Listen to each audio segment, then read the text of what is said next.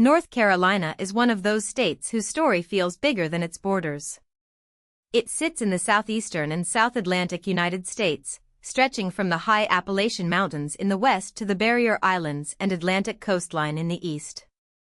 On a map, it connects several different American worlds: Virginia to the north, South Carolina and Georgia to the south and southwest, Tennessee across the mountains, and the Atlantic Ocean along its eastern edge.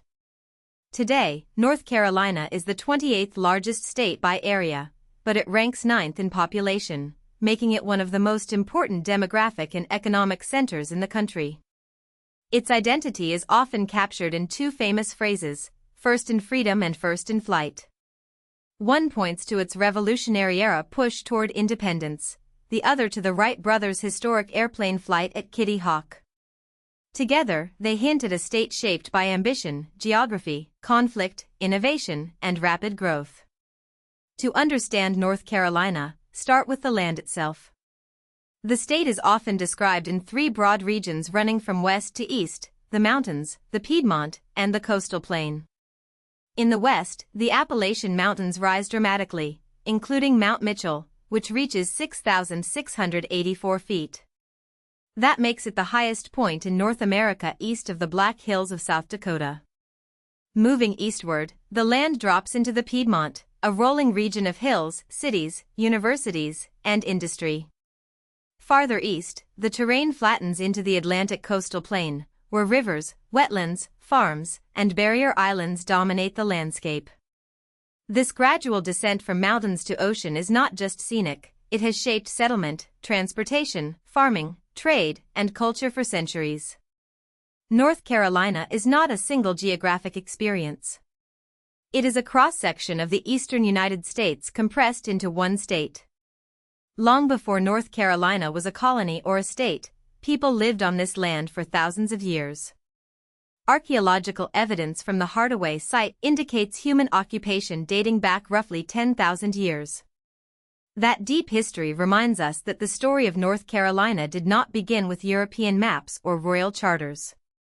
Native American communities lived across the region, adapting to its forests, rivers, mountains, and coastal environments. Different groups developed their own societies, trade networks, and relationships with the land. When Europeans arrived, they entered an already inhabited world, not an empty frontier. This matters because later colonial history often overshadows the much older human presence in the region. North Carolina's early story includes survival, adaptation, and cultural complexity long before the name Carolina existed. The name Carolina comes from a royal connection. In the 17th century, King Charles II granted land to 8 lord proprietors, who named the colony Carolina in his honor. The first permanent English settlement in the broader Carolina colony was established in 1670 at Charlestown, now Charleston, South Carolina. But governing such a large and varied territory from Charlestown proved difficult. The northern settlements were separated by distance, geography, and different local interests.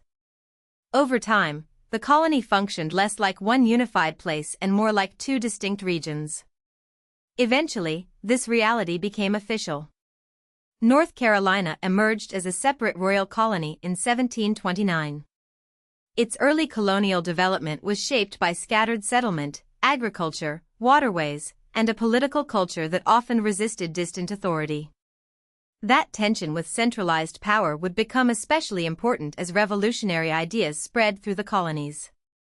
North Carolina became one of the 13 colonies, and it played a notable role in the movement toward American independence. One of the state's most important revolutionary moments came on April 12, 1776, with the Halifax Resolves. This resolution instructed North Carolina's delegates to support independence from Great Britain. That made it the first formal call for independence by any American colony. In other words, before the Declaration of Independence was adopted in Philadelphia, North Carolina had already taken an official step toward breaking with Britain. This is the historical foundation behind the slogan "First in Freedom." The phrase also connects to other independence traditions in the state, including references to the Mecklenburg Declaration. Whether remembered through official documents, local memory, or state symbols, North Carolina's revolutionary identity is built around the idea that it moved early and boldly towards self-government. After the Revolutionary War, North Carolina joined the new constitutional system of the United States. On November 21, 1789, it became the 12th state to ratify the U.S. Constitution. This moment placed North Carolina within the federal union, but like many states, its relationship with national power remained complicated. The state had a strong tradition of localism and caution toward centralized authority. Those tensions would grow in the decades before the Civil War, as disputes over slavery, states' rights, economics, and political power divided the country. North Carolina was not the first state to leave the Union, but on May 20, 1861, it declared secession and became the 10th of 11 states to join the Confederate States of America. This decision placed North Carolina inside one of the darkest and most destructive chapters in American history. The Civil War deeply affected North Carolina, and its aftermath reshaped the state's future. Like other former Confederate states, North Carolina faced the enormous challenges of defeat, emancipation, political reconstruction, and social transformation. On July 4, 1868, it was restored to the Union. That date marked legal reintegration, but the deeper work of rebuilding society was far more complex. The end of slavery forced a fundamental reordering of labor, politics, and civil rights, while Reconstruction brought both new possibilities and fierce resistance. North Carolina's post-war history cannot be reduced to a single turning point. It involves struggles over citizenship, power, race, land, education, and economic survival. Understanding this period is essential because it shaped the political and social patterns that influenced the state long after the war ended. One of North Carolina's most famous contributions to world history happened not in a large city, but on the windswept Outer Banks. On December 17, 1903, Orville and Wilbur Wright successfully piloted the world's first controlled, sustained flight of a powered, heavier-than-air aircraft at Kitty Hawk. The location mattered. The Outer Banks offered strong winds, open space, and sandy landing areas, conditions that helped make their experiments possible. The achievement transformed transportation, warfare, commerce, and human imagination. North Carolina's license plates often carry the slogan "First in Flight" to commemorate the event. Though the Wright brothers were from Ohio, the breakthrough occurred on North Carolina soil, linking the state permanently to the dawn of aviation. It is a powerful example of how geography can intersect with innovation at exactly the right moment. Modern North Carolina is also a story of fast-growing cities and expanding metropolitan regions. Raleigh is the state capital, but Charlotte is its most populous city and one of the fastest-growing cities in the United States. The Charlotte metropolitan area had an estimated population of nearly 2.9 million in 2024, making it the largest metropolitan area in North Carolina and one of the largest in the country. Charlotte is especially known for finance.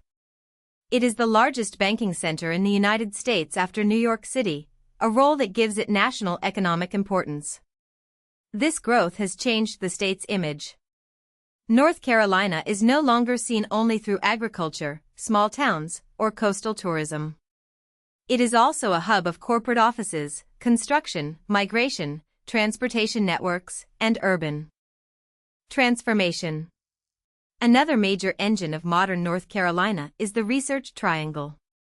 This region is anchored by Raleigh, Durham, and Chapel Hill, and it had an estimated population of more than 2.3 million in 2023. Its name comes from the triangle formed by major research universities and the development of Research Triangle Park, the largest research park in the United States. The area has become closely associated with science, technology, medicine, higher education, and innovation-driven economic growth. Unlike Charlotte, whose national profile is strongly connected to banking, the triangle is built around knowledge industries and research institutions. This gives North Carolina two powerful urban economic centers with different strengths. Together, Charlotte and the Research Triangle help explain why the state has grown so quickly and why it continues attracting people, companies, and investment. Climate and landscape continue to influence life across the state. Most of North Carolina falls within a humid subtropical climate zone, meaning warm summers, mild winters, and significant rainfall. But the western mountains are different. Their higher elevations produce a subtropical highland climate, with cooler temperatures and conditions that contrast sharply with the coastal plain. This variety supports different types of agriculture, tourism, settlement patterns, and outdoor recreation. In the mountains, visitors find cooler air, forests, and scenic parkways. In the Piedmont, cities and suburbs spread across rolling terrain. Along the coast, the Atlantic shapes weather, economies, and vulnerability to storms. North Carolina's environmental diversity is one reason the state can feel so different depending on where you are standing. North Carolina's identity is a layered one. It is part of the Carolinas, part of the American South, part of the Atlantic world, and part of a fast-growing modern economy. Its history includes Native American settlement, colonial division, revolutionary leadership, constitutional statehood, Civil War secession, Reconstruction, aviation history, and 21st-century metropolitan expansion. Its geography runs from the highest peak east of the Black Hills to low coastal islands facing the Atlantic. Its slogans, "First in Freedom" and "First in Flight," are more than marketing phrases. They point to two moments when North Carolina stood at the edge of major change: the birth of American independence and the birth of powered flight. Today, the state continues to change, balancing history, growth, landscape, and identity in one of the most dynamic regions of the United States. If you found this helpful, please like this video and subscribe for more explainers.